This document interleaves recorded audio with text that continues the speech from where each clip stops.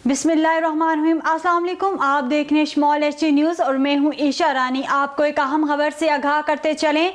गैर मियारी बिनाई वाला इंजेक्शन एवस्टिन पर पंजाब भर में पाबंदी लगा दी गई है। निगरान वज़ीर आला पंजाब की ज़ेरे सदारत आज इजलास में ये फैसला किया गया। एवस्टिन इंजेक्शन पर पाबंदी के साथ साथ जिन शहरों से रिपोर्ट्स आ रही हैं उन शहरों के ड्रग इंस्पेक्टर के खिलाफ भी कार्रवाई होगी। इंजेक्शन से मुतासरा अफराद का मुफ्त इलाज किया जाएगा। रिपोर्ट्स आने तक इंजेक्शन पर पाबंदी जारी रहेगी। इजलास में महकमा सेहत के हुकाम और माहिरीन इमराज चश्म ने भी शिरकत की।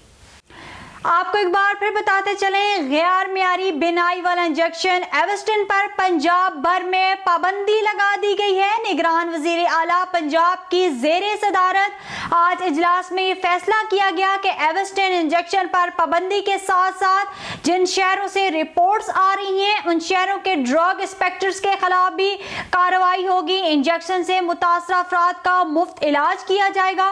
रिपोर्ट्स आने तक इंजेक्शन पर पाबंदी जारी रहेगी। इजलास में महकमा सेहत के हुकाम और माहिरीन इमराज चश्म ने भी शिरकत की।